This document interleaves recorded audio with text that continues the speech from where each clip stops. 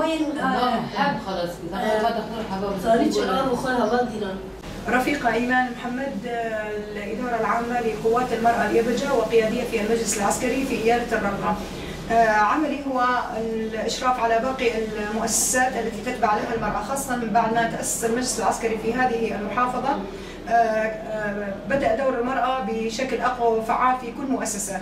ظهر عمل المرأة في المؤسسات بشكل واضح وفعال، وكانت لها وقفة إيجابية وفعالة.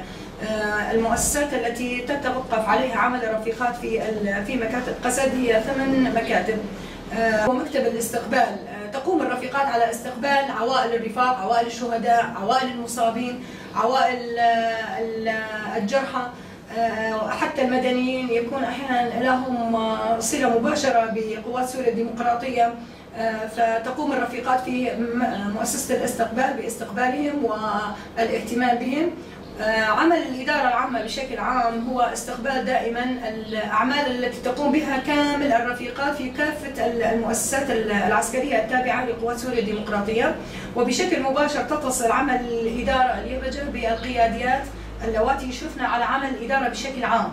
ولدينا عدد من القياديات اللواتي يزورن هذه المؤسسة بشكل دوري ومستمر، ويشرفن بأنفسهن من خلال الاجتماعات للرفيقات لليبجة بشكل أسبوعي أو دوري للتوقف على متطلبات عمل الرفيقات أو احتياجاتهم الخاصة يعني في كل مكتب. مؤسسة عوائل الشهداء، هذه المؤسسة للرفيقات دور كبير في هذه المؤسسة، الإشراف على عوائل الشهداء والتوقف على متطلباتهم واحتياجاتهم الشخصية، واستلام الفونات عن طريق الرفيقات، وزيارات دائما متوالية إلى منازل الشهداء للتوقف على كافة احتياجات عائلات الشهداء. هي مؤسسة عوائل الرفاق. عوائل الرفاق المتواجدين في ساحة إيالة الرقة عددهم لا يستهان به يعني كقوة عسكرية متواجدة منذ تحرير محافظة الرقة. فكل رفيقة في هذه المؤسسة تشرف على زيارة العائلات بشكل متواصل وتقديم كافة المساعدات لهم والتوقف على صحتهم من جميع النواحي وعلى أيضا عوائلهم. مؤسسة المصابين، مؤسسة المصابين لدينا رفاق قد تضرروا في المعارك من داعش، فكانت لهم حصة أكبر في الرعاية، لهم دار واهتمام بشكل خاص. مؤسسة الصحة بشكل مباشر تشرف على حالات الرفاق. مؤسسة الأرشيف وهي مؤسسة هامة جدا أيضا، حيث تتوقف على أرشفة كامل الأراشيف وأبابير الرفاق، سواء كانوا من عوائل الشهداء أو من المصابين أو الرفاق أو الأفواج والإيالات.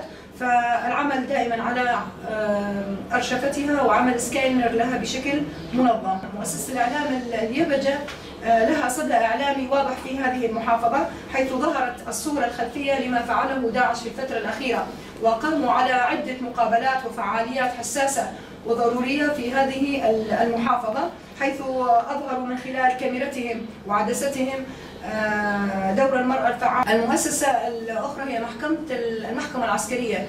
مؤسسة المحكمة العسكرية تبت في القضايا والدعاوي التي تأتي عن طريق الشرطة العسكرية إلى المحكمة العسكرية. الرفيقات يتوقفن على عملها بشكل جيد، لهن خبرة عسكرية في هذه الأمور من ناحية البت في الدعاوي التي تخص بالرفاق. من خلال عمل الرفيقات هذا يدل على اهتمام الرفيقات بعملهم ووقفتهم العسكرية في كل مؤسسة عسكرية تابعة لقوات سوريا الديمقراطية، وأن تكون هذه الرفيقات حذوة جيدة لباقي الرفيقات المدنيات اللواتي لم يقمن بالانضمام إلى هذه المؤسسات.